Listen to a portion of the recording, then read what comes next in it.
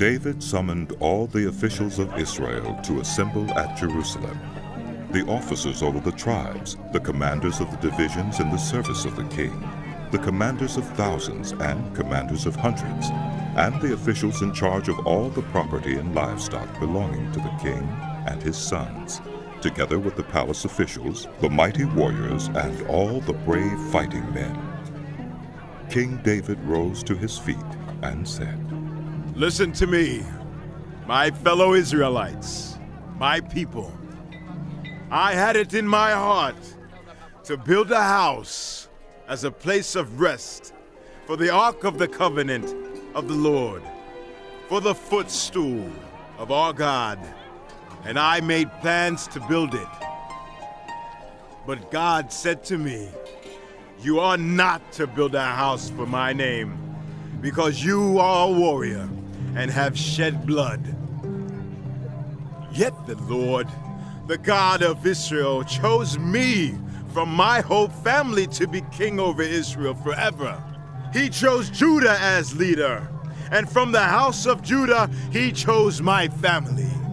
And from my father's sons he was pleased to make me king over all Israel. Of all my sons, and the Lord has given me many, he has chosen my son Solomon to sit on the throne of the kingdom of the Lord over Israel. He said to me, 'Solomon, your son, is the one who will build my house and my courts. For I have chosen him to be my son, and I will be his father. I will establish his kingdom forever if he is unswerving in carrying out my commands and laws, as is being done at this time.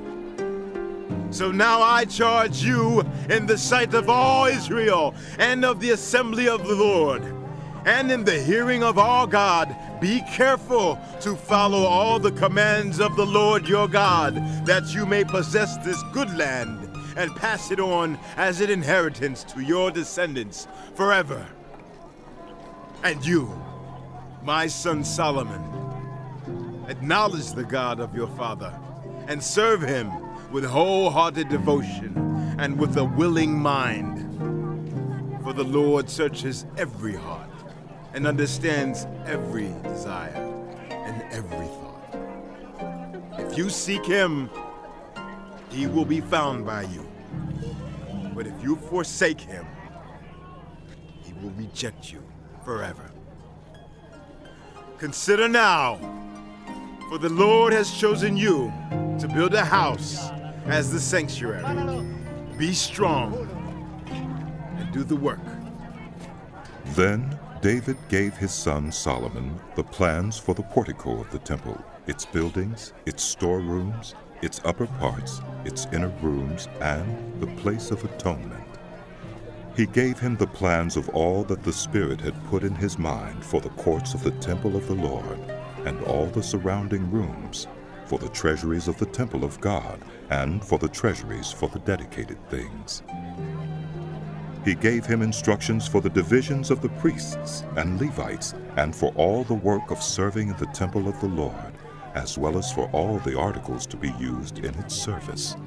He designated the weight of gold for all the gold articles to be used in various kinds of service, and the weight of silver for all the silver articles to be used in various kinds of service. The weight of gold for the gold lampstands and their lamps, with the weight for each lampstand and its lamps, and the weight of silver for each silver lampstand and its lamps, according to the use of each lampstand. The weight of gold for each table for consecrated bread, the weight of silver for the silver tables, the weight of pure gold for the forks, sprinkling bowls, and pitchers, the weight of gold for each gold dish, the weight of silver for each silver dish, and the weight of the refined gold for the altar of incense. He also gave him the plan for the chariot, that is, the cherubim of gold that spread their wings and overshadowed the ark of the covenant of the Lord. "All this," David said, "I have in writing as a result of the Lord's hand on me.